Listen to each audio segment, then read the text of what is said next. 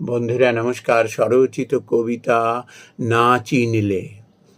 সকাল সন্ধ্যা মিথ্যা শুনি, মিথ্যা প্রতিশ্রুতি, কুকথা দোষারোপ আর গদির গুঁতো গুতি।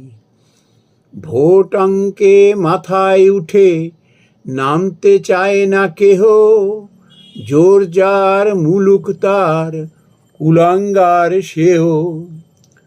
কত মানুষ অনাহারে, চাকরির আকাল, দ্রব্যমূল্য আকাশ ছোঁয়া, কেউ ধরে না হাল।